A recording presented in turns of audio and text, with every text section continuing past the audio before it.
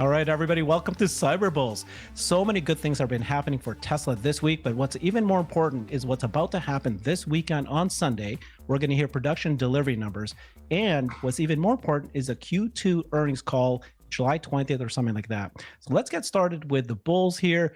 We've got everybody here except for Alexandra. She is busy today. She'll be back next week, maybe even hosting next week. We've got Christian, Xander, and Jeff.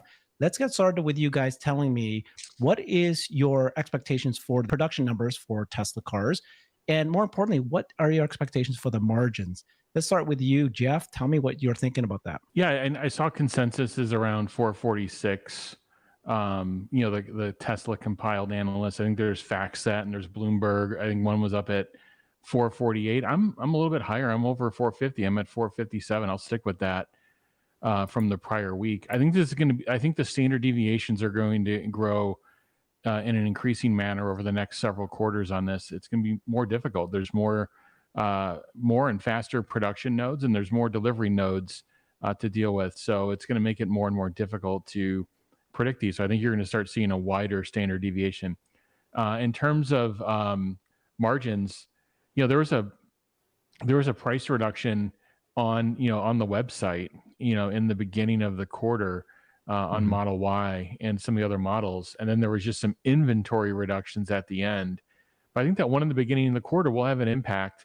I think Tesla's rapidly reducing COGS structure. I think they're going to exceed over the next couple of quarters, but this will probably be the trough quarter for gross margins. I'm somewhere between, call it 15.5% and 18% gross margins. Let's see where they come in.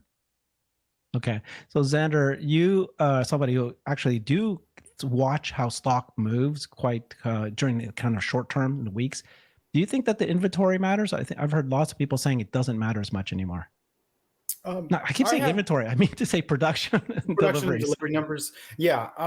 I think it's being tracked. I think we might see some kind of reaction if there's a miss. But it seems like if it's anywhere within 20,000 cars, I don't think you're going to see much of anything. So they've gotten pretty good at tracking it. I actually stopped paying attention to it. But if I am trying to trade, I will. I'll take a look, see what the feeling is out there. I did have someone send me the end of inventory price reductions and saying, "Oh, did you see that?" And I was like, "This is just an end of a quarter push. It's not a big deal at all. They're trying to also clear out potentially Highland stuff." But I don't give it too much thought. Okay. Well, what I'm most interested in is margins. So, Christian, what is your estimate? Last week, you gave us estimates for production. What's your estimate for margins this on the 20th of July? I think they will say that. Yeah. So I'm already on record. So 442,000, but I want to be pleasantly surprised. So if they go a little higher, I welcome that. So I want to be on the low side. I want to be wrong to the low side. But I think to get your bigger points, I think the bigger point is, does it matter as much? And I think it does matter, but I think it matters less as this AI push is starting to get more to the forefront, as maybe a Tesla bot, gets a little closer, as FSD continues to get better. And the energy business, to me, every quarter that we go, we see a little bit better margins, we see a little bit more revenue, and I think that will be more appreciated. And I think hopefully this quarter, we see another little pop in that energy, right? Just to get the story more rounded, right? Because in order for us to now, we're approaching that trillion. In order for us to get higher, we need these other things to start being more in play for investors thinking. So I think that I don't have the exact numbers on my head, but I think, me personally, I think they're going to be a little worse than they were in Q1.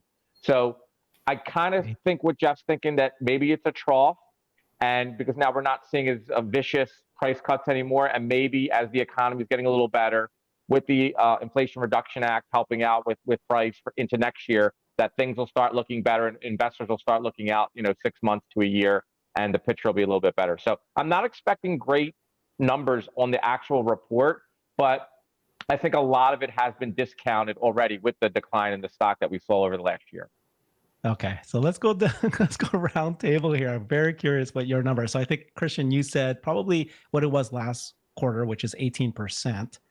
And then Jeff, yeah, are you there too? Yeah. 17, 18% auto gross margin?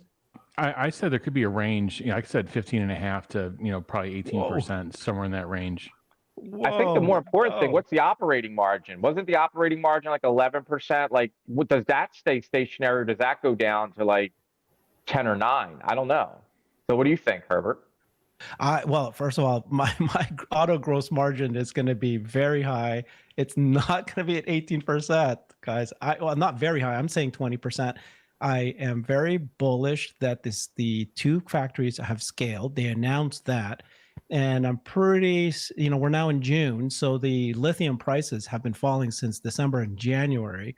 And so I think we saw it in first quarter. And I know, Jeff, you've been saying that we may not see the cost reduction until the second half.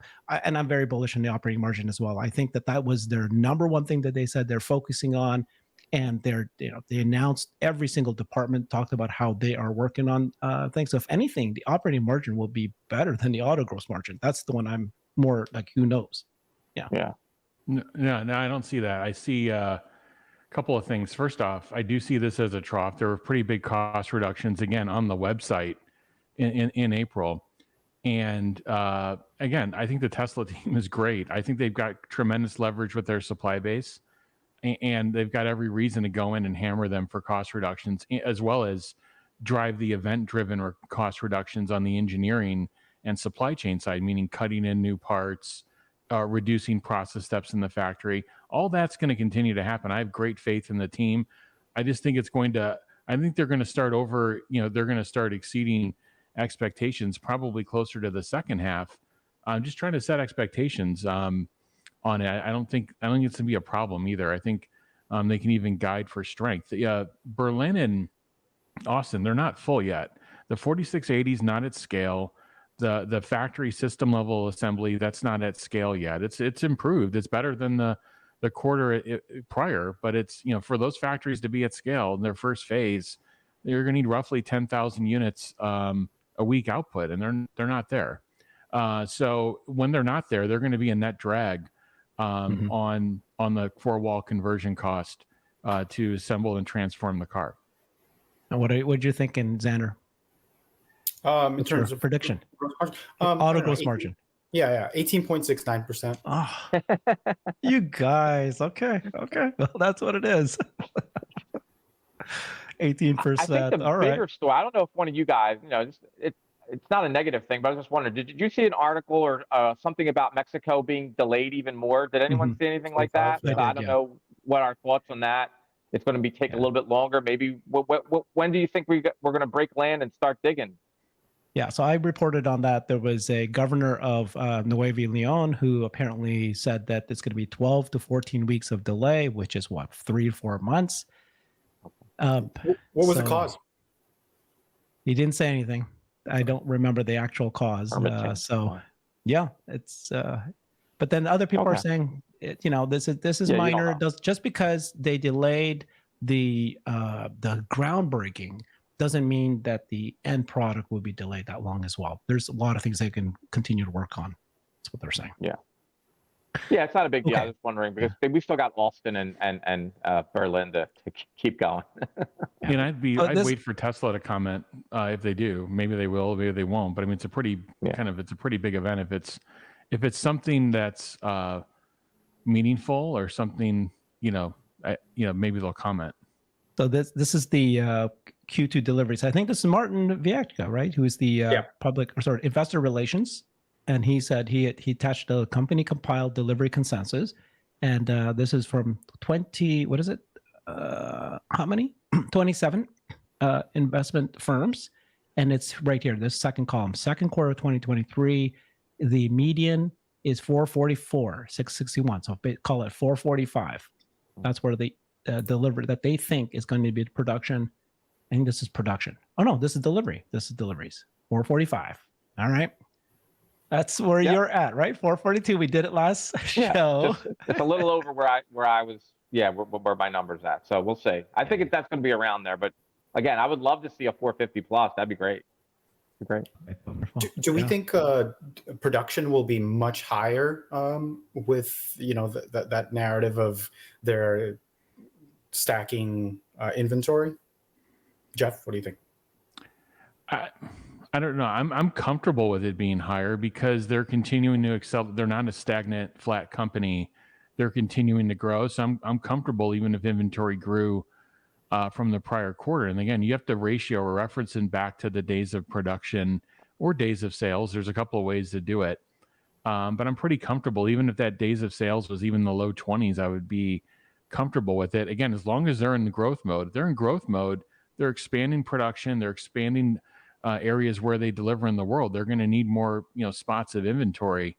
It's also has to do with like what are their service levels? Meaning like how from when you order a car to when it's delivered, what service level, do they want to maintain, and also what expedite costs do they want in their supply chain? So there's a number of factors. There's things that we can speculate on the outside. There's things only Tesla knows. If you're professional managing inventory, you care about the aging of inventory. I don't believe we have an aging problem. I don't believe we have cars that people don't want to buy. We have the number one selling car in the world, Model Y. And again, Tesla to me does not have an inventory problem in my professional opinion and my opinion just following the company. Now, again, if this were to go wild and go, 30 days or something, DOI, well, then there's something to look at. Then we need to like, well, okay, what's going on, Tesla? But they don't have a problem at this point. Nor do I believe they will have one. Yeah. I'm curious, guys. So we saw that the analyst estimates is 445. How much above that, if it is above that, does it have to go before you actually see stock movement? I don't think it matters really, unless it's a blowaway number. Like anything in between 440 and 450, I think that's just going to be market expectations. I think the market originally was nervous that Tesla had like a major demand problem, like growth was like zero, like they had no more growth, right? So as long as they're growing 5-6% quarter over quarter, that's still pretty decent growth, right? Anywhere in that vicinity, they're still growing, quarter over quarter, which is very good. Again, in a tough environment, right? Maybe the environment's getting a little better, maybe it's getting a little worse, but what was a tough environment? So I think the worst is behind Tesla because of what we talked before, the Inflation Reduction Act. Next year, we talked about it, a point of sale. So you don't have to wait to go do your taxes. You can actually buy the car. If the sticker price is like 50 grand, you can take the 7,500 right off the sale. I think I have that right. And it would be like, minus 7,500, and that would be your new purchase price. You won't have to wait to do your taxes if you're eligible. You'll just get that if you're able to do that. So I think that's going to be, once that hits and starts getting talked about, I think that is a big driver. And again, I know this is widely debated, but I think if Tesla advertises, and I mean really tries to advertise in the way they want to do it, in a smart, fundamental way, and just gets that out there, people that don't know about the product, the incremental demand that would cause would be greater than the outlay for the advertisement. I think the product is so good and the price is so compelling that would help demand, and it would stabilize price, especially with the 7,500 Inflation Reduction Act. Model 3, Model Y, you'll get all that. And then, of course, the CyberTruck catalyst coming. I think that's a big wow moment that could, do something for the stock. But I don't think this number, unless it's a blowaway, like 450 plus, I don't think the stock might react too crazy. Wait. So you just said, okay, 445, you just think a blowaway is 450 plus. That's like 5,000. But 450, you're getting that 450 area. They're like, well, okay, they beat though. So it's a beat. It's not just a match. It's not like, oh, okay. It's a nice number. Anything over 450 to me is a solid number. Okay. What do you guys think? So what's your answer, Xander? I like I said, I think you need like 20,000 units or so. So 460s is what I'm thinking where the market will be impressed. And then as for the advertising part, did you guys see Yashu's tweet that they got 18 18 Google ads. So on that topic, I think someone was messaging me about how like their mom still has like range anxiety and so does not want to go into the Tesla world. So I think like that really is, like, I brought up safety and they didn't quite care about that, and they just said like just the usability of being able to go. That's what Tesla should focus on. What do you guys think? Do you agree with that? That it should just be range based and that's why the Google ads is so brilliant, right? Because they tested it all. I saw all the 18 ads, and you can see that the variety of different positioning statements. And so it's like, that's how they'll know, right? Is it the safety angle? Is it the range situation, right? They take various value proposition. I think it's a fantastic way to get started. Yep. And then I don't know if you have my tweet, Herbert, but the infrastructure. Didn't we see, who was it? Volvo's in talks now, right? Volkswagen, I think. And Polestar is now joined it, Electrify America, right? So we still have that push. Like I was just thinking about this today. They would never do it. But what if Tesla said to everyone, hey, sorry, we're going to keep the network to ourselves. So all these people that are making electric vehicles literally would tell their customers, I'm sorry, our gas stations that you were using is now off limits because we don't own any of them. like that's got to be worth something. The market reacted to it, so it is worth something because you saw the market. Xander talked about it spiked after the Ford deal. It spiked after the GM deal, and all these people continue to come down. So I do think it's, when you own the infrastructure and you own, the market, then the market is going to reward you, right? Because that's where the value is. The value is in Tesla. You can't even get your cars around without the Tesla network. That has value. Yeah, let's talk about that a little bit more. But yeah, it's just for the update for everybody to know. And I think most people here know, but basically we had Ford agree to partner with Tesla. Then GM followed closely. Volvo then followed. Polestar did. And then this morning, Electrify America. So obviously, I think over 2 out of 3. In fact, now that Electrify America joined, is probably way more than that. And Rivian as well. 2/3, probably more than that at this point, of the fast charger companies like Electrify America, ChargePoint, and others, Blink, they've already agreed. It's over. Everybody's done this. I love the tweet from you, Christian. Great tweet. It's just like shocker, came from Christian. Tesla owns the electric vehicle market in the US. Tesla owns the infrastructure for the electric vehicle market in the US. If electric is the future, which it is, the future is Tesla. Simple. End of story.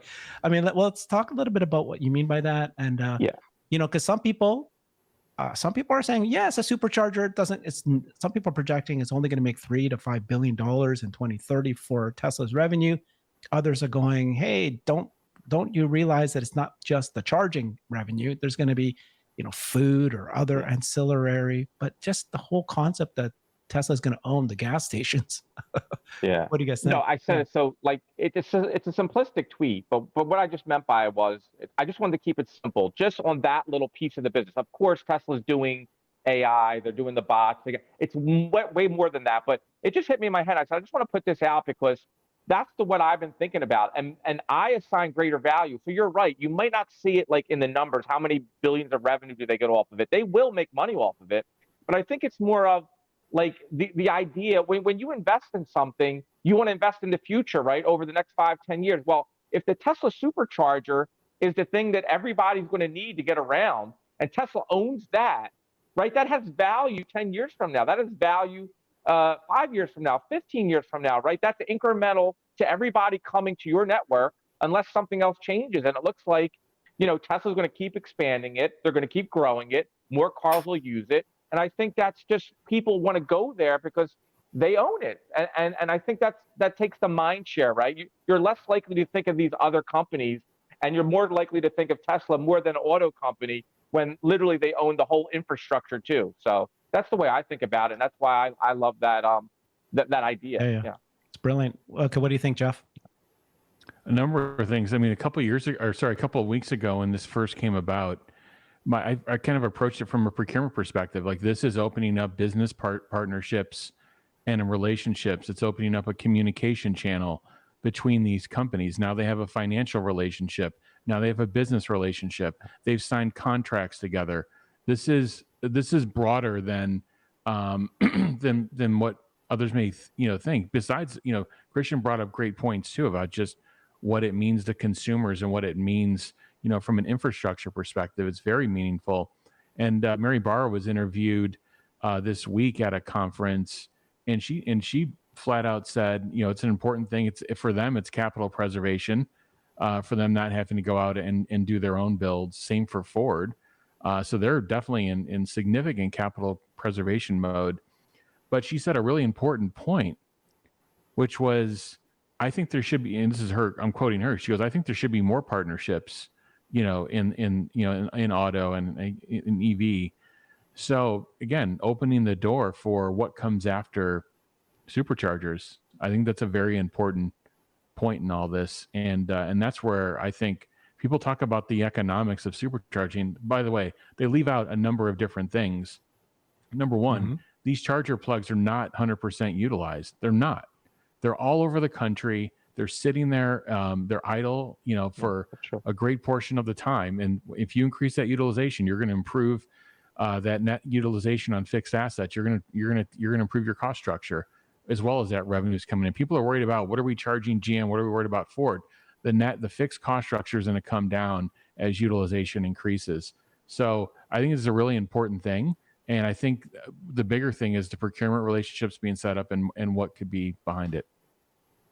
I was also thinking that this is a huge benefit to us Tesla drivers, because now, no matter where I go, destination chargers or Electrify America or ChargePoint, I did use them before, but it's obviously you have to use your adapter. Now you can just use your normal thing. That's going to be very, very fast. And so even us Tesla owners will have doubling of opportunities to go out there. So it's wonderful. Yeah. What do you think, Xander? I think the standardization allows these, like Rivian, for example, their adventure network thing. Tesla can focus on some of these, high utilization sites, but like these other companies can continue to try to expand theirs, even though it sounds like GM and Ford are not focused on it. But ultimately, long term, it's just a huge benefit to the entire EV movement. So we were talking about additional partnerships, Jeff, but what are the next partnership that's most likely to happen? Some people are saying, well, FSD makes sense and it will happen, but who would partner when FSD is still in the state it is now versus waiting until it's, really proven? Well, they'll all fall as just like dominoes at that point. But is there some other thing that might be the next thing, other superchargers? Yeah, first off, I think Tesla should focus on getting FSD to a very, certain levels of performance and capability on Tesla vehicles. If it were, my thoughts, I would want them to be focused. But I think if you're outside of Tesla and you're a competitor and you want to, or a partner of Tesla, but, and a competitor, the earlier you get in, I think the more access you get, and probably the lower price point you would get in terms of licensing the product, because just as it, becomes, more production worthy, if I were Tesla, I'd be taking the cost up, the price up on it for sure. Yeah, but did you see, Jeff, that GM said they came out and Mary Barra and said that they don't have to pay, the customers of GM don't have to pay extra. They pay the same amount. So how did that happen? And why would they get the benefit versus Ford customers, or how did you take that? Well, that was super. I thought we were talking about FSD. That was supercharging. Yeah. Yes. And on the supercharging side, again, Tesla knows their fixed cost structure is going to improve. We don't know ultimately what the final deal is going to be. We don't know if there's a per usage fee that GM has to pay. We don't know what the details of it. She didn't expose the details of the entire financial transaction. The other thing I would say is, like, this is the launch price. This is the launch situation of doing this. This could change over time. If the economics change for Tesla, I'm sure they're not going to run a money losing operation, and nor do I think it would be. I think with the utilization increases, it's going to just improve. So for FSD, again, Tesla's focused on the safety aspect of it, and but there's also a big monetary impact, obviously, of getting the robotaxi and licensing that capability. So they're not going to give away their software. They're not going to give away their hardware. Yeah. So they'll license it. There's other areas they can license. There's battery technology. there's also on the drivetrain side and power management. Yeah. What do you guys think, Xander? I think Christian sneezed so hard he became blurry. You're supposed to mute there, buddy. I forgot. You can't get Christian to mute, buddy. That's the hardest thing ever. You gotta touch the phone. Sorry, I tuned out. I'm like wondering, why is he so blurry? What other than supercharger? What do you think is the next potential partnership that legacy OEMs might do with Tesla? I don't know. I think FSD is the one that just jumps to mind, because I think it's getting really close. Hopefully, I don't know if that's on the agenda for a shocks thing, but I think that batteries or or maybe thermal management, definitely software, right? Like software is the thing that they need help with desperately. Well, if I had to choose the one that's soonest. Yeah, God, sorry to cut you off. What about like battery tech? All these companies are having recalls, right? You hear about this, bring all your cars back, right? Tesla's doing, knock on wood, pretty well with all that. You don't hear major recalls where they got to come in and do they've got that process down, and that car is ready to go, where they're not worried about it coming back to them and they got to do major fixes on it. So I agree with that. And then I just want to say one more thing about the supercharger, because I think this is underappreciated. This is not a financial thing, but again, it's more of a mind share. When you buy a car, I think I said this before, say next year you want to buy an EV, whether you want to buy a truck or a sedan, Model Y, a Model 3, and you go do your research and you find out somewhere it's going to come up, well, how am I going to get around, right? Oh, I want to buy, a GM or a Ford. Okay, how am I going to get around? I have to use the Tesla supercharger network. So now Tesla comes into their brain. Okay, I got to use the Tesla. Aren't a lot of those customers going to then say, well, why am I messing around with this? Let me go check the Tesla out. And it checks all the specs out, and they're going to love it. Right, that's more incremental demand. So I know it's hard to this is the way I think, though, if I was a consumer. So if I'm thinking that way, I got to think there's a sliver of the population that's also going to say, why do I want to buy that car? But Tesla's got all the infrastructure. I want to just match it up with them. And when you go there, you see it's a better product. So I think that's important, too, for demand going in the future incrementally. So I just wanted to bring that up, too. I think people overlook that. Like, you're using their network. Why not get their car? So I don't know. I could be wrong. Yeah, I want to make a point on that, actually. So this weekend, or just a few days ago, I interviewed Zach and Jesse from the Now You Know channel. You guys know those guys? They're pretty big, eh? So Jesse made a good point. He said that if you notice, Tesla changed their name. Instead of Tesla Superchargers, they changed it to North American Charging Standard. And he believes that this discussion with Ford for a couple of years, that's part of it, right? Like, there's no way that a legacy automaker is going to partner with the Tesla Supercharger. Yeah. But when they change it to North American Charging Standard, then it becomes easier for the OEMs to agree and say, yeah, we're adopting that standard. That's what's the organization that's now like expediting, looking at making that an actual standard? SAE or something like that? SAE, that's correct. Yeah. It's over. It's over. I mean, I think that I don't know what's going to happen in Europe, though, or China. So some people are thinking there's going to be separate standards in each of the continents here, countries. And again, this seems easy. These things are just hitting me right away again. Like, we just overlook them because we deal with it every day. If you want EVs, if EV is the future next year, these companies are not at scale, especially in North America. So if you want to get $7,500 off, people hear that say, wait a minute, I'm going to get $7,500 off sticker. I go to my computer, and whatever the purchase price is, I get $7,500 off that right away. Like, who's making that automobile at scale? It's only Tesla.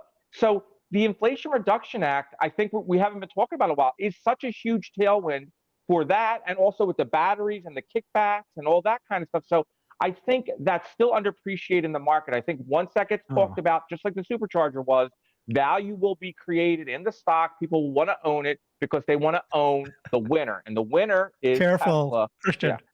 Careful, man. You're starting to sound like a bull. Calm down. Stop being an uber bull. I become a bull when everything else calms down, Elon's doing what Elon needs to do. He's flying around. I love it. And the business is able to operate, and we can talk about the fundamentals. And that's what I want to be dealing with. I don't want to be dealing with all that other stuff. Can you today, please, I don't know what the right word is, not retract, but restate, because before you said you lost confidence in the management. That got me a little, Look, I'll say this. I don't want to. You agree, right? Everybody, I went through the torture chamber. What I'll say was there was things that went on that I did not like. So, I have options. I don't have to sit there just because I'm a loyal person. And if I'm not happy with management or I don't like what's going on, I can make a decision. Other people could say, well, that's the wrong decision, or you're not a real whatever. Fine, that's fine. But I love the company. I had invested in 2019. I've done very well. They're getting back to what I love. I'm getting back to so maybe I changed a little bit. I don't know. So it's okay. People change their mind. All I'll say is this Elon, this focus back on the business, doing deals, I get more excited. Products, new gigafactories, we're focusing on the right things. And I love it. And, that's never changed for me. I just needed to get the focus back on it because it looked for a while that all that was gone. And we were just in no man's land. So can I make a comment? My perspective. It could be different. Yeah. Go ahead, Jeff. What? I was going to say, besides what's coming out of Christian's mouth, if you look at how Christian and Herbert are both dressed today, I can barely distinguish them apart. I don't know if we can get them up in a split screen, but they're basically, they're twins. No, we're not twins. We are so polar opposites, me and Christian, and a lot of things we think. It's fun. It is a lot of fun, Christian. Honestly, it's like, what? People think that way? So was there a call prior? Was there a call prior to the meeting? Let's wear the gray hoodie today. I wear the gray hoodie. That's my uniform. I wear this all the time. Yeah. So you mean black turtleneck? Now I'm back to gray hoodie, but I'll go back to black turtleneck and I'll throw a t-shirt in. I mix it up. So Christian's trying to emulate you. Christian's trying to emulate you. Is what you're saying, Herbert. That's my goal. See, he's a bull now. He eventually realizes I'm right. I think I wore this before. I'm just but think about to sum it up. I love what the business is doing. I think the future is very bright. But again, when things are going chaotic, I don't know. I don't have the mental fortitude you do. I'm going to step to the side and I'll re-enter at a better time. I'll debate you on that one. I'll tell you that when things are going chaotic, the best group ever is the Tesla executive team. They manage the supply chain issues, the COVID issues. They managed the big, inflation. They were ahead of the game when they started to lay off people months and months and months before other companies started recognizing what was to come.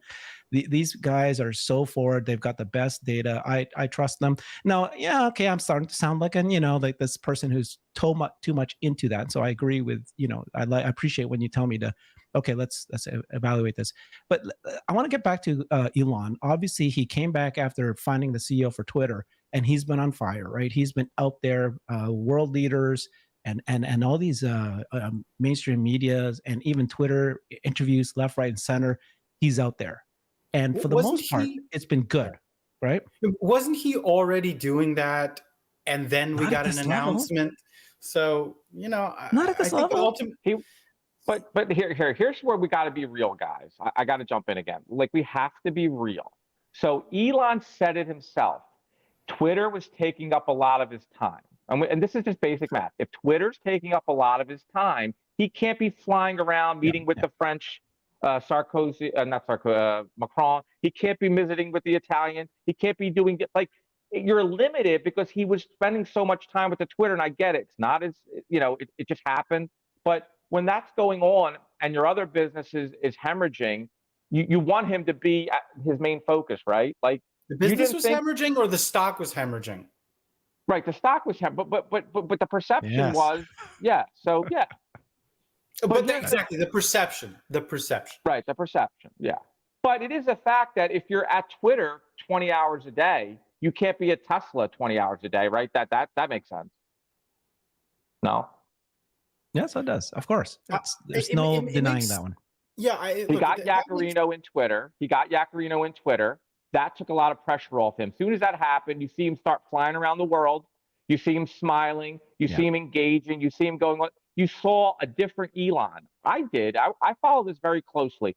Maybe everyone else sees something different. I saw a re-energized Elon. I saw an Elon a little bit happier. I saw an Elon flying around and meeting with leaders of the world after that occurred. So I don't know. I think there was a slight change. Yeah, but wouldn't it be fair to say like that he, his stock sales caused the perception of like for you to go and like right. That was a little bit. That was just me being a little bit strategic, right? I'm thinking, okay, if he's dumping large amounts of stock at the top, and he was going to, I didn't know exactly what was going to happen. Like odds are, and we talked about this, and like odds are prices going down. Like it's hard to go through that and not have a substantial thing, right? And then you throw all the other stuff on it. Yeah, you're going to get a thing, but we don't. We've been through that. We've debated. And, we've had lots of conversation on this, guys. Yeah. Lots of conversation. Jeff is bored. I see him smiling over there. Herbert brought me back into it. He went there. I don't know. I'm sorry. Looking for a gray hoodie. He's on Amazon shop. We all need gray hoodies. Yeah. Next week. No, I love it. So.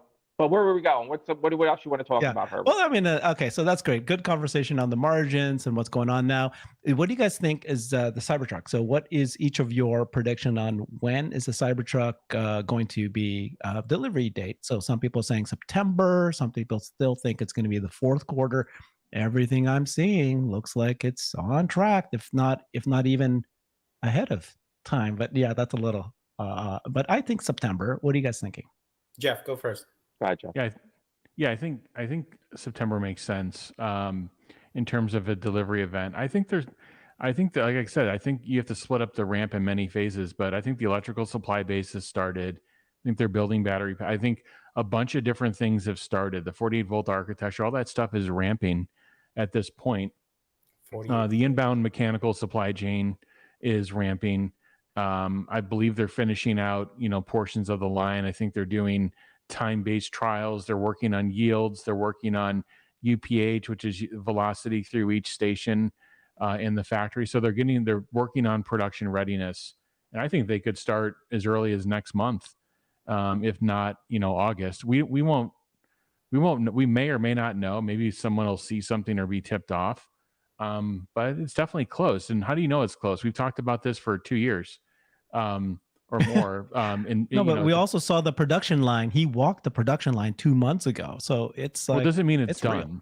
Yeah, it doesn't mean it's done. But he walked through a production operation. Yeah. But what we talked about, at least for the last year, is that when you start seeing more of them out in testing and more of them out in the wild, they're very close. And if you look at the fit and finish on the one that was at the Peterson Museum that was being driven off by Franz, I mean that looked, it looked really good from a fit and finish perspective. So you can tell it's getting closer. You're seeing them in testing in different countries. You're seeing all these different things that they have to go through, and you see them out in the wild. That's the main engineering hub in Northern California doing all the software. So yeah, you're definitely getting, when you see that happening, you're close. We got a question for you, Jeff. Yeah, we got a question for you, Jeff. So in January, when the world was crashing, and you were saying at that point that the CyberTruck, you called it recession buster, and I latched onto your term. I kept asking you, what do you mean by recession buster, recession? And what you said was that if there is a massive recession or any kind of recession, the CyberTruck will still sail at the numbers that we're expecting it to sell. Now, 100%. We recognize that it's going to be small numbers this year. It's going to be larger numbers next year. It's just a slow ramp up. But what happens, Jeff, when there is no recession? If there is a soft, which we'll get to shortly here, talking about the macro. If the recession has been canceled because it's too low. 2024 late.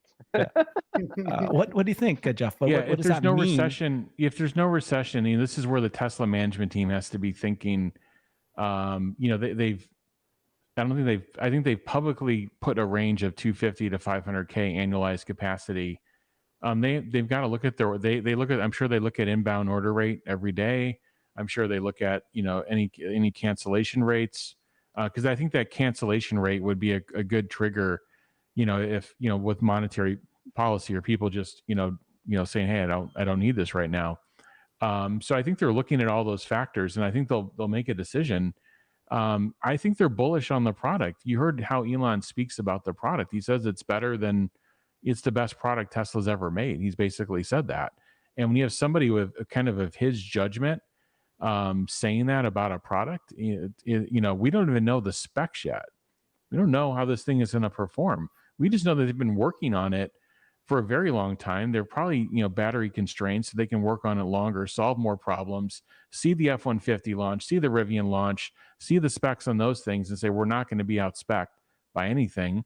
So yeah, they're going to be looking at their capacity and making a judgment decision. But I think, with or without a recession, this product is sold out for years. You won't see one in inventory for years. I just don't think analysts actually understand that.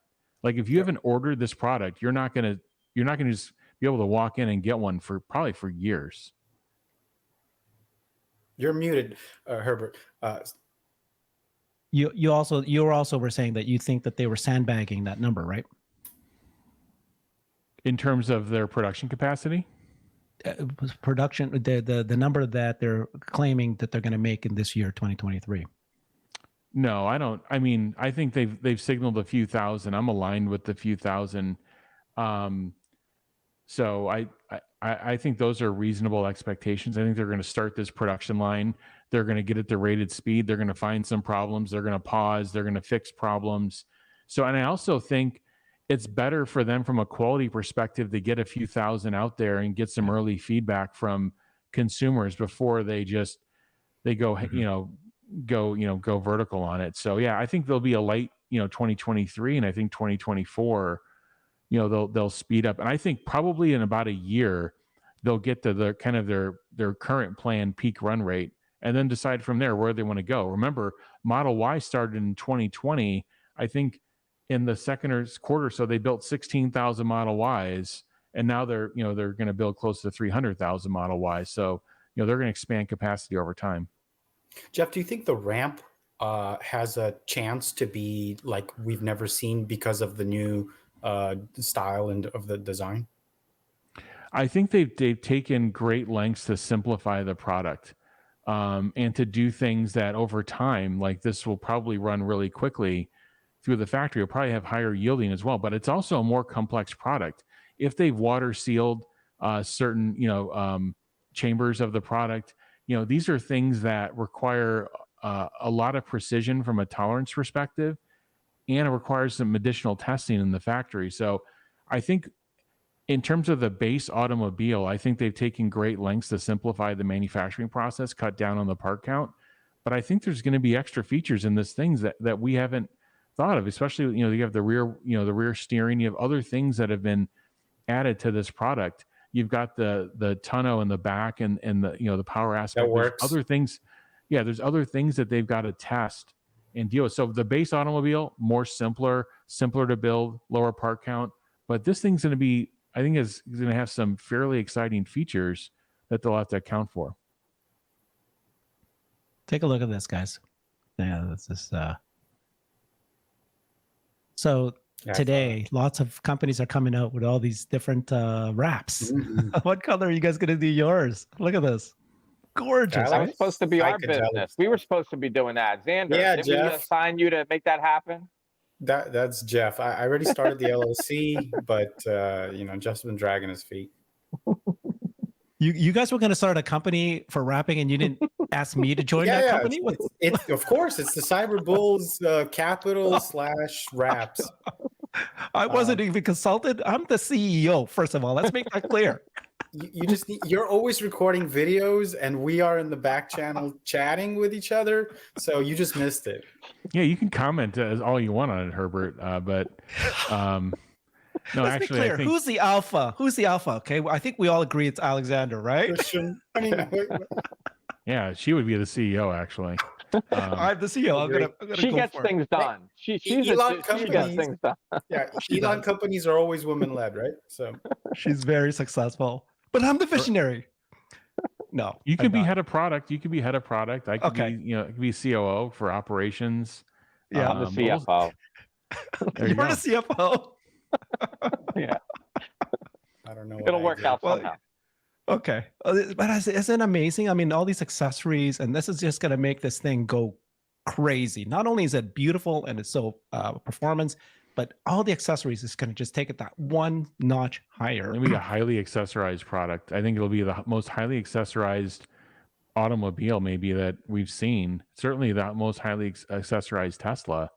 And yeah, there's going to be some tech involved, and there's going to be some new companies. And if you look at the attach rate, again, if you build something for the Model Y and you get a design award on if you're a supplier to Tesla on the Model Y and you get a design award, you're going to be at over 1 million units a year already, and that's gold. There's no other model like that. So yeah, I wanted to add something earlier, but you were speaking, Herbert. You know what tripped me out was seeing 2 Cybertrucks on that flatbed being transported. That's like the first time we've seen 2 of them next to each other, and that just blew me away. Can you imagine seeing, like, right now we see all these Teslas on an intersection in California where there's multiples of them. What happens when we see these things actually on the road? We were saying that the order rate and how many units they can sell. It's just it's a wild product. It's going to be a shocker because this has been years in the making. There's a lot of people thought we'd never see it. So when we actually start producing it, I think the realization will be the delivery event. And I think Elon said sometime late Q3 he's hoping to have it. So, we'll see when it is. But at some point this year, they're going to hand over to consumers, right? And they're going to be driving off, and it's going to be a wild moment to see these things, pulling up next to people and people that have no idea what it is. Like, what is that? Like, you're going to get a lot of YouTube moments. You're going to get a lot of publicity that way. So it is going to be, and you guys have talked about it, but it is going to be a big deal. So let's see the demand. I think the demand initially, there's so many people. I think it was up to what? How many reservations? Over 1.5 million and a half? I don't know. Yeah, how many convert? So even so you got demand probably for a year or two. 1.85 million, according to Sawyer. So even if you get 10% conversion of that, I mean, just to be, you got a couple of years of sale. No, even if you just got that, you got a couple of years of runway, right? Am I thinking about that, Jeff? Mm-hmm. Right? Correct. Not the 10% conversion rate, but no. Even if you did, what's 10% of 1.8? That's 180,000. He's our CFO. 180,000 in the next 2 years. I just say if you started a 10% conversion rate on an order book, you've got a product problem. I just picked a number out of my head. How many? That's the wrong number. Okay, well, hold on. How many Cybertrucks can they make max in the next 2 years? Right.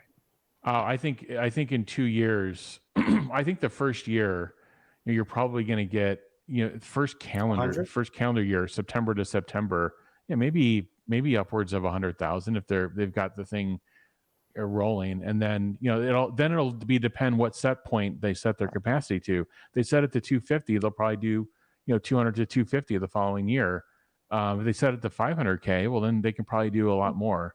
Yeah. So, but that's why I think that the wait list that's why I think from an inventory. Yeah, that's what I meant. I just think 10%. I think that it'll convert higher. I just was trying to give me a number that's a couple 100,000. So they got a couple of years of demand without any worries, essentially. That's what the point was. You know what's really, really crazy is that the Cybertruck is actually going to be a smaller product line for Tesla. Some people think that there's going to be more Cybertrucks, or it could rival the Model Y. If that might be true, that is a game changer again. If Cybertruck outsells Model Y? You're too bullish now.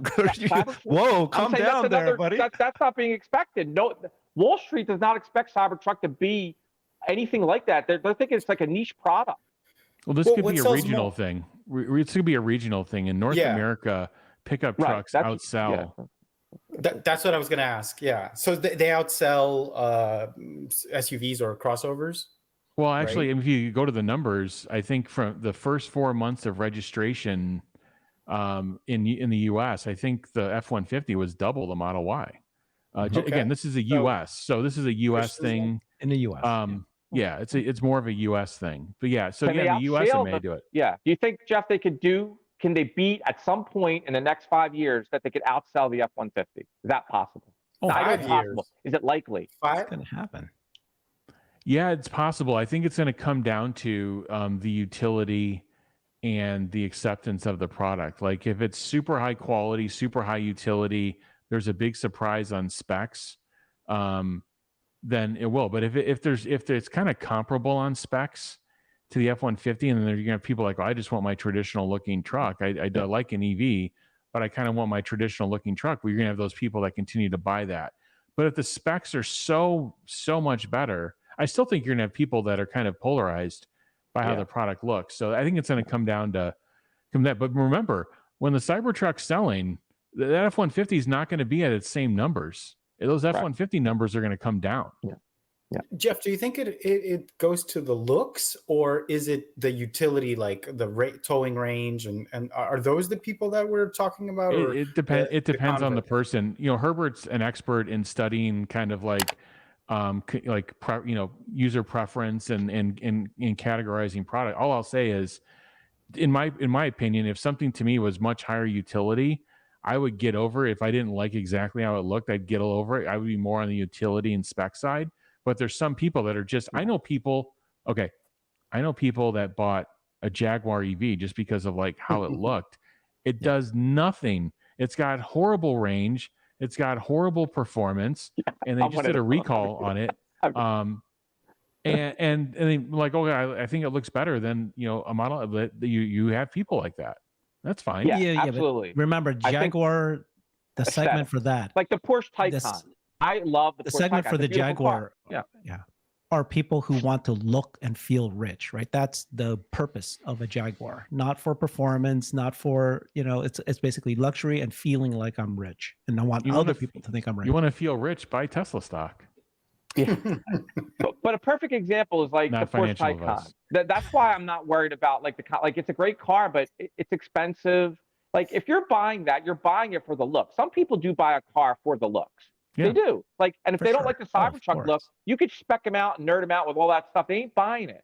They look at it, it's off. It's done. I agree with that. I agree with what Herbert's, what you're saying, Jeff, because I know a lot of people, I'm kind of like that. If I don't like the look of the car, I don't care what you're telling me about miles and all that crap. I thought you were a pretty big Taycan fan too, right, Christian? Yeah. I think it's a beautiful car. It's a beautiful car. I Jeff, think it is trying to get me in trouble again.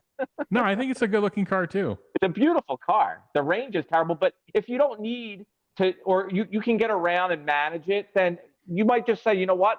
I want it. I love the look of it. I'm a Porsche lover, and it's a great car, right? And you have another $70,000 to throw away. Yeah. Yeah. That's what I'm saying. They'll never scale it to anything major, but you'll get that niche buyer that buys 911s, the gas one, because they got it over Porsche. Yeah. And margins, yeah. All right. Well, it's like Cybertruck, man. We'll see what happens to that one. Okay. So let's, should I do you want to go macro or you want to, what else you want to talk about? Why does Christian keep talking over Herbert? I don't understand this. This is like three sections in a row. I've been very, very nice and polite. Okay. That's okay. So do we dare talking about the Ross Gerber, Dan O'Dowd? Ross was on CNBC today. I'm sorry to say, but I thought it was an absolute disaster. Let me play just a little bit of it. I won't play the whole thing, but just so I don't know who saw this, but let's play this. Key president and CEO. He's also a Tesla investor and former board member. And Dan O'Dowd, founder of the Dawn Project. As we mentioned, Dan has been a longtime critic of Tesla over self-driving technology. He's been in a battle with the company over it. Thank you both very much for joining us. Since we know Ross. Let me pause it there. Notice how they did not say that Dan O'Dowd is working for a competing, his conflict of interest. And they said Ross is a former board member of Tesla. I mean, wait, did they actually say that? In the stock, Dan, just to lay the table here, are you short any shares of Tesla or have any financial ownership or relationship? It's simply intolerable. I'm going to skip to it. And it is not converging on success. They're not fixing the problems. They're just they're still there. 7 months ago, I told them that a FSD would blow past a school bus with the red lights flashing and the stop sign out. I showed it to them. They didn't do anything. In February, I made a Super Bowl commercial showing this exact same thing, and they ignored it. And in March, a kid in North Carolina stepped off a school bus, and a Tesla on self-driving Tesla ran past the flashing lights and ran the kid down and put him in the hospital, and he still is not fully recovered. And they've done nothing to fix the fact that it blows past school buses it's insane. Nobody would build a product like that. It is totally irresponsible. Ross, did you get Dan in the car? How did this car ride happen here? Yeah, Dan agreed to go in the car, and so we went up to Santa Barbara and met with him, and I let him pick wherever he wanted to drive as long as it was a real drive in a real environment, and he said, drive me to the office. So I said, okay, fine. So we got in Tesla, I engaged full self-driving, and it drove us to the office perfectly. You can see it all in the video. We went through 13 stop signs, 8 humans were avoided, and 6 construction workers in the construction site. We went by fire trucks, schools, and everything, and the drive was perfect. And in fact, really the challenge that Dan is dealing with is the fact that his entire narrative is false, and everything he's saying is a bunch of garbage. And really the worst part of it is he's saying I'm blowing a stop sign that we didn't even blow, and I was driving. So if he really cared about people's safety, he would actually focus on the real things that need to be improved with full self-driving, which there are many, which he hasn't mentioned once. Just a bunch of false information and all this hyperbole and big words for software that's phenomenally good, and you can see it in the video with Dan sitting right there. What do you guys think so far? He didn't do that bad. He didn't do that bad. Just wait. Just wait. Okay, let me just. He didn't do bad here. It just goes off the rails. So far, again, I don't know what's going to come. So far, he did okay. I would have rather none of this occurred, and let's just keep. That's my preference. But if I'm just commenting on what I just saw up to now, that was okay. Okay. I think it's horrible. Why? They're not getting to the heart of the issue, and the heart of the issue is FSD is not in control of the car. The driver in the seat in a level 2 system is in control of the car. The FSD is the assist feature, and why that those 2 sentences couldn't come out, and to correct the anchors, to correct Dan O'Dowd, and that should have come out right away, because that's the system that's set up. That's how Tesla is training and gaining all of these miles in a safe manner.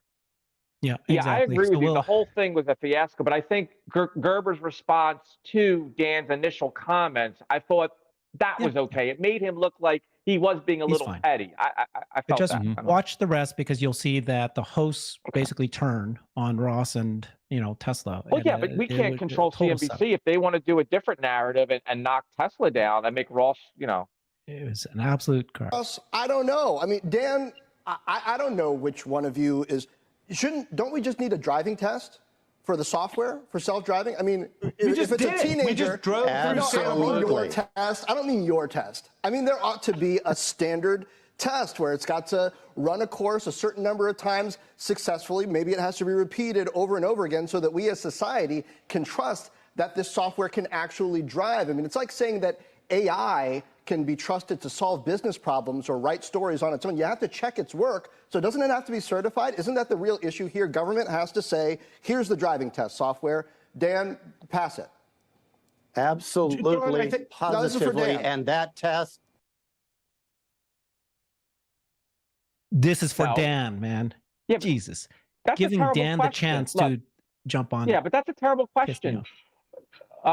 Journalists all the time write articles. They're not fact-checked. They're a bunch of baloney. So if AI writes something, I have to do my due diligence just like I would a journalist. I don't trust what they say. I don't trust what the article says. Like, I got to have some trust. Just like when I do a Bard search and they give me, like, maybe it's right, maybe it's wrong, but I have the same faith in that than I do with some just article I'm getting. So that's a wrong question by the CNBC anchor. Oh, for sure. Yeah. Guys, what do you think? I mean, John Fort is a talented tech anchor. He is. And it's the wrong. It was that whole segment was produced in a manner to basically to shade, Tesla and what they're doing in a negative light. And because that's going to get more clicks, it's going to get more views, it's going to drive a disagreement. If those two just agreed on that panel and said, yeah, we drove, we agree to disagree here, but Tesla's, that wouldn't give CNBC the clicks and the read-throughs that they want on any articles. So it was set up to be animostic, argumentative, and guess what? If they're not usually if they misquote something, it's usually not in Tesla's favor. So there were a lot of things that were just simply not true about FSD, about the process, about who controls the car, and I mean they should have. I mean, you could have another panel member on there that kind of that would just have no problem correcting them. They should. Yeah. All right, let's watch how Dan O'Dowd though gets very emotional, which is very effective for the audience member who doesn't know who's telling the truth. But his emotion is so good, and then here's Ross smiling away. Must include that it does not go past school buses with the lights flashing and run the kids over. It did it. We said it was going to happen. A full-page ad in the New York Times, a Super Bowl commercial for God's sakes, and 4 months later they've done nothing. That should be in the test. Yeah, but those tests on software. Ross, can you agree with that? There ought to just be a standard driving test. Not Ross and Dan went for a ride, and the rest of us have to take your word for it, how the ride went, right? Society needs to know that this thing is being tested at a level that we can trust it, just like a submersible I think my video shows. John, I think my video shows exactly what you're talking about. But no, not your video. Like, your video is not good enough for all the rest of the country to trust, right? Tesla. No, just let me finish. I agree there should be a standardized test for autonomous vehicles before we say it's level 4 autonomy. You don't have to pay attention anymore. I 100% agree. But for the car to learn how to drive, it has to learn through real world experiences, just like this stop sign, where the sign itself was 30 feet in front of the line. The speed limit on that street is too high. It's 35 miles per hour, and it should be 25 miles per hour. And what we found was a dangerous intersection, not a problem with full self-driving. You're conceding it missed the stop sign, Ross. Oh, friggin'. See? All three of them against them. It was a disaster. Yeah, he probably should have went on the show because he's probably not going to get good treatment. But I mean, I thought Ross was trying to do a decent job. Look, everyone has different opinions. I think Ross makes a lot of misstatements and things of that nature. But I thought his performance here, forget what they're going to do because he can't control that. I thought he was trying to do his best. Like, would I have even gone on the show? No. But I'm saying if you just wanted to say what he was saying, I don't think it was a disaster for him. I thought he was trying to defend the technology the best he could. And people may disagree with this, and that's fine. I just don't think he needed to go on there. I don't think he needed to do the drive with Dan. But if we're going to do all this and you're going to show this, I'm not going to just bash him and say he did a terrible job. I think he was trying to do the best he can, and he had anchors and he had Dan all against him, and he's trying to do the best he could in that situation, which is a bad situation to put yourself in. Any other comments from you guys? Let's move on. No, all I'll say is it's not being he's not briefed in terms of like how to speak on the topic. He's kind of speaking from his own opinion, and I think you should be very clear. Like, I'm not representing. It was bizarre how the interview was set up. Former board member, all these different things. Like, you should be very clear. Like, I'm not speaking for the company, but here's my personal experience. I think he tried. I think he tried to go through these things, but again, these examples that Dan O'Dowd brings up could be quickly dealt with a quick counterpoint response on each one.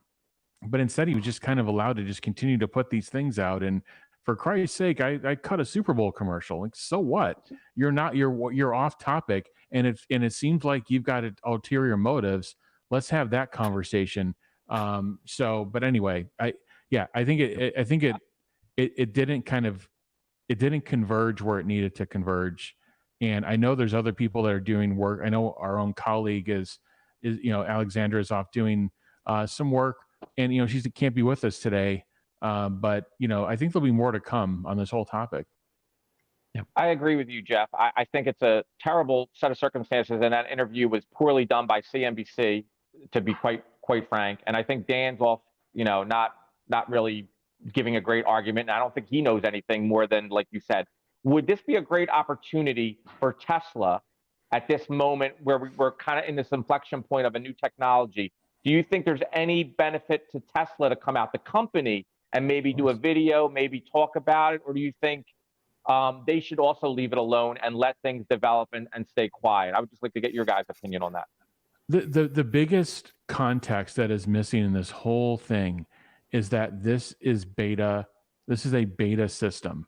This is a system that's in a controlled introduction, and it's not a production. It's not production release. There is an open bug list on this that needs to be resolved. So it's past, in their minds, like this critical safety level, but it is a beta product. I think Tesla should be discussing their progress and also kind of their expected timeline. But I think these particular situations, I think they've got to figure out how to deal with this person and other people in a very effective manner. Remember, they've got NHTSA and others to deal with. So there'll be a time to educate things that they did not population. Yeah. Two things that he did not say, which is very simple, is human supervised. This is not FSD driving on its own, because the other hosts, they thought that that's what it was doing. It's not. It's you are supervising. And number two, it's already safer today. Human supervised driving with FSD on is safer than human drivers without FSD. So you say those stats and it would have solved this issue, and that's your number one counter. Correct. And that's not what happened. So, okay. Let's one more quick point, Herbert. 100%. It was a clickbait interview. The anchors were uninformed. They didn't care. It was to get views, bring them both on. And then one last thing, Elon said V12 will not be a beta. He tweeted that out. So it looks like if it's not in beta, if you guys maybe are a little bit more educated on that, what does that mean? Then it's ready for prime time when he says he's taking it out of beta V12. You want to speak about that? Yeah. Okay. Well, so as a product person, a software, but when you say that it's no longer beta, then you're expecting it to not have the bugs. Not necessarily mean that it's prime time ready. It's not going to have any issues, but that you shouldn't see the obvious bugs. And I think that if folks watched the Ashok video that was just released recently, and if you want an explainer for it, go watch Dr. Know-It-All John Gibbs on YouTube, and he took that Ashok video and he breaks it down. And it's very, very impressive. It basically shows you the progress that Tesla has made, especially with their higher compute power they're about to do. But they are able to map and replicate the world as it takes from every car, every Tesla driving. They're taking all that video, converting it into a general model where they can actually understand the recreate what they were seeing in the past, and even predict what's going to happen in the future. So these are massive improvements, and you take that along with the massive compute power that we're going to start seeing with Dojo coming online, and now you can see that this is, yes, we're seeing we're seeing issues here and there, but if you just extrapolate where this is going to go, it's going to be solved, and it might be solved sooner than we think. And so that, to me, if he's confident, say V12. Now we don't know when V12 might come, right? It could come next year.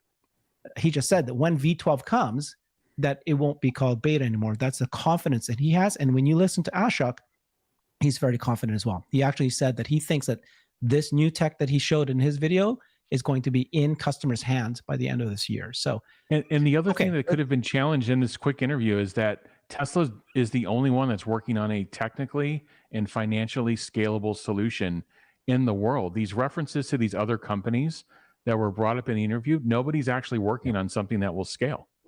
Yeah. Well, Ross was the wrong person, I think. Well, he did his best, but he's not the right person. No, like I listened to Omar talking to Motorhead in one of these spaces, and like the way that he just articulates and defends what Tesla is up to, like that's the representative that FSD needs, right? Someone who understands neural nets and can speak intelligently about it. And ultimately, like if you continue watching this interview,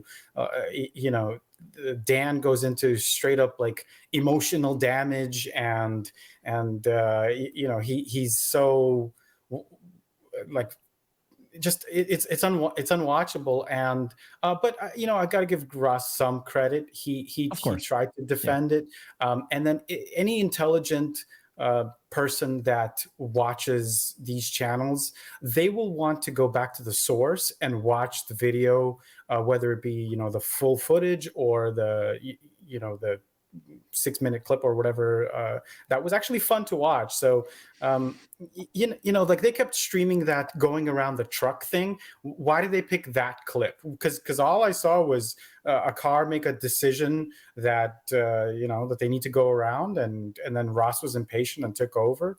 And then at the end of the day, I hate to give him credit, but in that last clip at the end of his video, Ross stopped before the line. We see him stop right at the line. And so what's the issue, right? If it's a level 2 system, I think he says it's level 3, but in fact it's level 2, and he took over as he was supposed to. I would have done a little bit earlier, but at the end of the day, that's where we're at. We're getting data for the computers to be able to learn how to drive like a human, and the people that are participating in this understand that it's their vehicle and it's their life, and we're not seeing lots of people dying. So he can like cherry pick something. He didn't even say that. Yeah. Go ahead. Yeah. Okay. Yeah. So let's move on to, this is what we covered earlier, right? We've just talked a lot about Tesla's stock and the Q2 numbers, the margins and the partners. Let's talk about the stock market and the Fed. So before we do that, let's do a little cheers and drink our drinks, and let's kind of like change the mood a little bit. We're going to get into happier days, right? Are we? Okay. Cheers. So let's give me an update, Jeff. What's been happening? I think the numbers came out, 3 or 4 numbers, and there's one big one coming tomorrow. What are we expecting? First off, I'm developing a bit of a complex. I see Xander's got the free pullover. I don't have access to one. He got it. So I don't know what you guys are trying to do. I don't know if this was premeditated. You didn't get the memo, did you? It's not nice. We'll move on. I'll answer Herbert's question. There's some interesting data points on macro. So the jobless rate numbers came out. It was about 30K light, meaning 30K less people than the prior report looking that were noted as jobless. The Q2 GDP came out, and I think the expectations were in the 1.3-1.4 range, and the Q1 GDP came out, and the expectations for 1.3-1.4 range came in at 2%. That's not an economy in recession. It's also not high growth. You don't want your GDPs in the low ones, but it's at 2%. So, if anything, and there were other data points too that came out that have been kind of mixed, but in general showing, especially the housing numbers have not been mixed. The housing numbers have been scorching. So, what this sets up is probably, another rate hike, unless we get some surprise between now and the July meeting. We'll get another CPI reading, PPI reading coming. I think we have PCE coming here soon, Christian. And so there's a couple of more economic readings, but it's kind of setting up towards another small increase. But again, I think a lot of this has been priced in. But the question I think for investors is how long will these rates be at these levels? And when will the read-through be? Like, when will we actually understand the lag effects and the impact of this? So I think that's what's happened of late. I think we've gotten some encouraging economic numbers that say the economy is actually doing better than previously anticipated, and we're not kind of slipping into a recession. We're more of slipping into, I think Tom Lee said, we're slipping into expansion.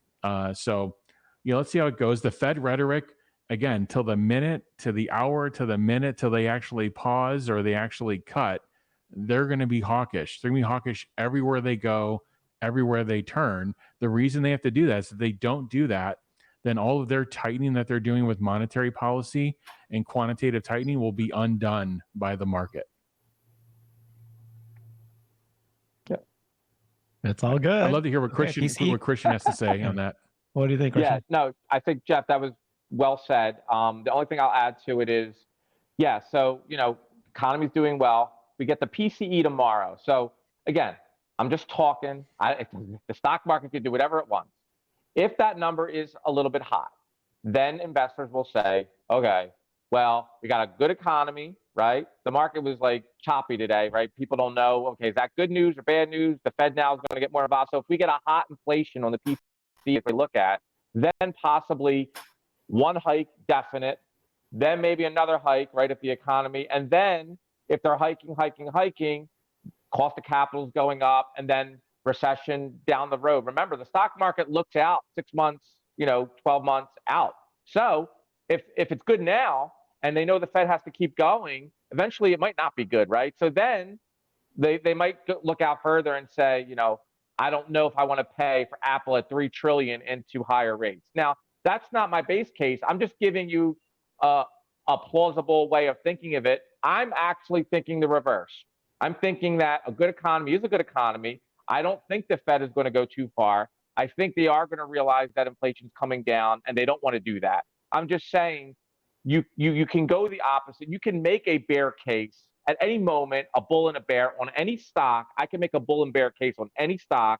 I can make a bull and bear case in any market environment, no matter what. I can. You just can. So all I'm saying is it brings the Fed into play a little bit more. And historically, when the Fed gets involved and they have to do more than what the market thought they might have to do, that could mean a little bit of a pullback.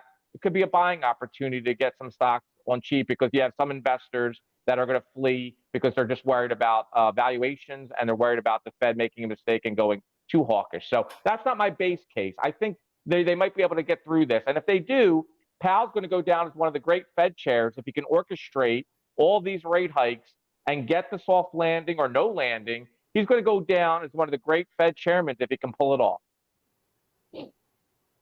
All right. If PCE comes in really good tomorrow, am I going to get you to say some nice things about Powell next week? Although I'm not a Powell fan, but you guys need to kind of made a lot of mistakes, but I'm just saying, up. like, if he could nail this one and land this plane, I didn't have a lot of faith in him. If he can get it done and the Fed can get it done, I'm going to say great job. I agree. Okay, I'm the optimist. I think PC is going to come really nicely, and we're off to the races. I think that all the numbers have come in perfectly well this week, last week, and the week Strong before. Economy. Yep. Well, the resilient job market. As long as you have jobs, people are going to spend. This next CPI is going to be good because the comp from the prior year was so high. So this next July one is going to be good. I think the August one will be good, but I think it's going to level out at that point.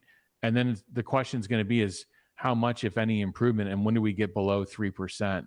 Again, with the way the Fed measures it, which is the only way at this point that we can go by. So let's piss off Warren and talk about like a short-term Tesla prediction. If these things are playing out the way that you're talking about, do we have any idea of, are we seeing a pullback here? Are we seeing Tesla rocket to 300? Herbert was saying something about 300. If I didn't say anything about 300. No, this was tweets. Yeah, you got tweets saying that if whatever hits, that Tesla's rocketing to 300 last week. Yeah. What I said was that it's macro was the number one reason why it fell from 300 to 100. There's many other reasons. Don't even talk to me. I know it's all Elon selling all that stuff, but it built off top of that, right? It started to soften because of macro. Then Twitter, all that stuff just made it rocket. Macro is starting to turn. This will go up to 300, and then anything above 300. It's all about the milestones, good news, CyberTruck release, all that kind of stuff. That's the way I think of things. I was saying that you said that if there's 300 likes on a video, that the stock was going 300. What the hell? That's something. If we get 300 likes on this video, then the stock will be at 300. I did say that in a previous comment. Yes. You did get 300 likes. Yeah, I did. A lot of pressure on the viewers. Wait, no, we want 1,000 minimum. Isn't that the minimum? But seriously, above 100, we're happy. What do we think on like the short term? Do we think that CyberTruck is going to cause FOMO? Is it the other? What's your short term? The CyberTruck is September. That's July, August, September. That's 3 months from now. I'll speculate. There's no way to know, but it's fun to speculate. Like, what was the high? It was 414 was the all-time high. So we're still 250? We're still not at the all-time high, right? So I think it just depends. Like I know this is hard for optimists to think about. I'm an optimist and I can be a pessimist, right? Optimists make a lot of money, pessimists keep a lot of money. I love that. He's saying. everything. Optimists make a lot of money, pessimists keep a lot of money. So the market, there's a lot of people involved here. So what I would say is, what do they focus on? If AI, this is the narrative, like AI's coming, and I think it will be revolutionary, but the valuations have gotten, so stretched. If the Fed keeps raising rates, there is a psychological thing here where investors say, okay, now we got like a 6% or close to a 6% Fed fund. I got NVIDIA trading at 25 times sales. What do I want to do here? Do I want to take my 200% NVIDIA gains and sell it and park it in some 6% for a while? Or do I want to ride it out and we're going to buy NVIDIA up here at 1 trillion because it's going to 2 trillion in a year or two. So, I don't know what's going to happen. So it's that's already the happened. beauty of markets, right?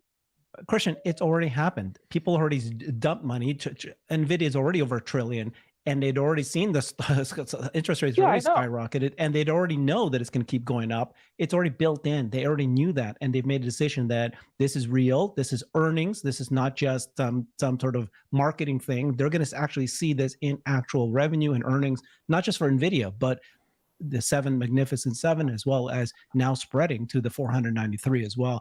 AI is going to impact a lot of companies' earnings, and people are now expecting that to be. This is a real deal thing, not just some pop. That's my opinion. Right. I don't know what you guys think. No, and I agree. And the only thing I'll say real quick is you're 100% right. And we could be in a new bull market and everything goes great. What I'm saying is, though, markets go up and markets go down. So when you least expect them to go up, they go up. When you least expect them to go down, something happens and they go down. So all I'm saying is, if you're going to play in the markets, you have to think of both scenarios. Like, what is the probability? What do I assign to that probability? How do I want to play it? Like, I don't know. That's the way I do it. I just can't blindly do things and not have thoughts about it. So that's why we talk on the show. We talk in spaces.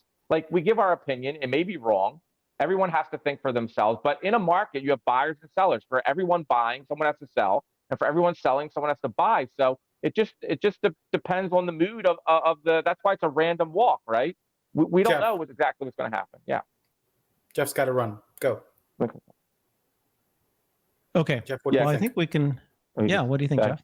So what do you think, Jeff or Xander? I thought we were. I talked about macro and what I think. Yeah. And no, Tesla. I think it's hard to predict short-term action. You have a delivery event, right? So Sunday, we're going to get production delivery information. The market reacts to that. One way, like it or not, the markets will react to that. But again, I think the markets are looking ahead. They're looking past this first half. They're becoming a little bit less sensitive. I think Q1 was just massive over rotation on gross margins. And I think there'll be less of that in Q2, but there'll be a focus.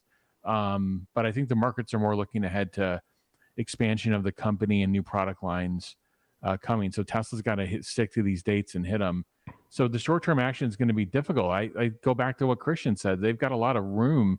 A lot of these stocks have run to their all-time highs and exceeded them. So, you have to ask yourself, why wouldn't Tesla run, a little bit more? It's way under its all-time high, but the fundamentals have to be there to actually support that. And kind of the investor sentiment needs to be there as well. Thank you. I've got one answer to this, which is, again, I'm just the optimist, but I think I have a different, just not optimism.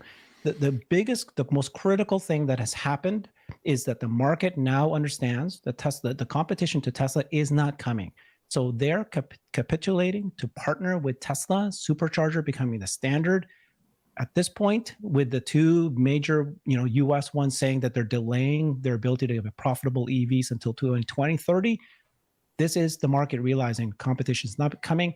That's what broke the camel's back. And I think at that point, people are finally going to start giving Tesla the due, and they're realizing that Tesla's nothing's going to stop it anymore at this point. That was the thing that everybody kept holding it back. So I think that, yeah, we're going to be, any kind of news at this point, barring macros. Christian used to always say, macro looks okay. Every news will keep bumping the stock up. And for the record, if Tesla, in a month or 2 or 3 goes to 400, I'm going to be happy. I'm just trying to speak about it realistically. I just don't want to say everything's great. I'm sure it'll hit 400 by next week. Like that. I never say 400. By the way, no, I'm not saying you said that. I'm saying that's. I'm not going to talk about it like that because we're in an environment where we're not at ZIRP anymore. We're not at zero interest rates. There is another alternative. You could buy bonds. You could do some other things. So it's not just, back in 2020, I didn't think about owning anything other than stocks, and mainly growth stocks, because it was 0% interest rates. There was no cost of capital. Why would you buy a 10-year bond at 0.5%? What is that? Like inflation's 2%.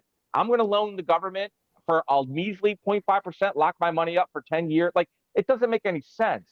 So we have a little bit of competition. So I just like to broaden out a little bit. And the market, and this is one stat, I think it's a good stat for people that want to learn. And I know we're Tesla bulls, but the earnings yield on the S&P, if you take if the earnings might improve, that's great. If you take what the earnings are this year, divided by the S&P price, that earnings yield is lower than you get on a 1-year treasury. That's all I'll say. Yeah. If that means anything to anybody. But not the Magnificent Seven. Yeah.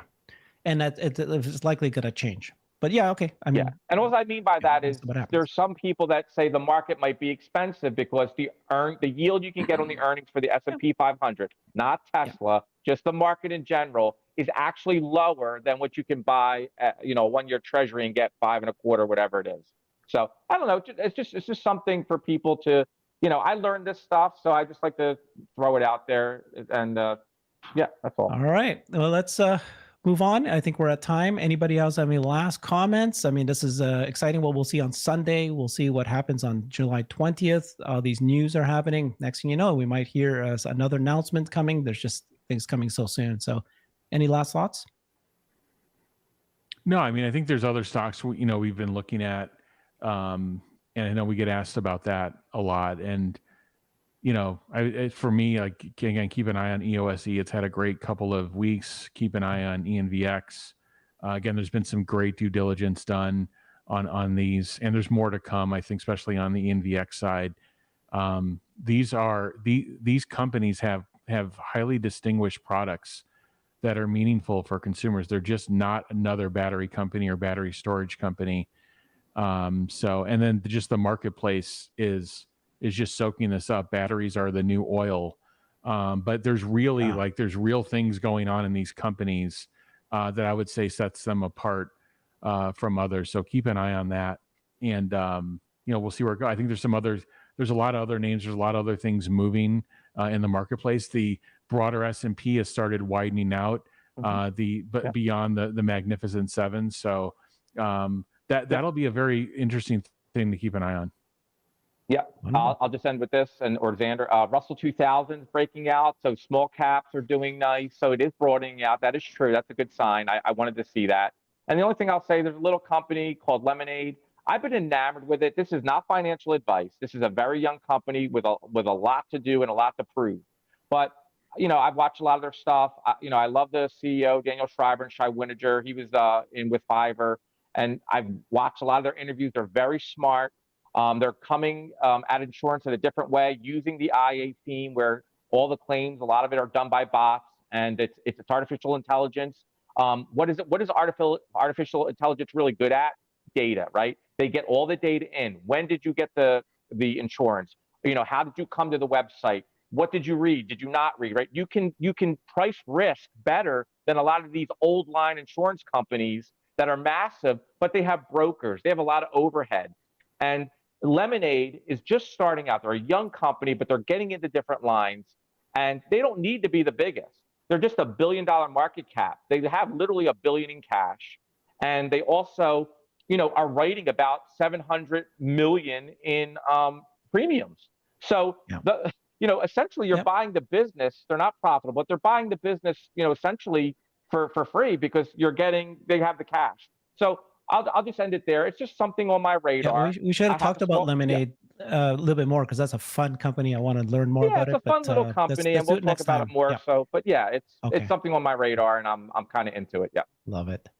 Okay. Yeah. Thanks, next everybody. time, I don't follow any other companies. Lemonade, EOSC, all these guys keep talking about it.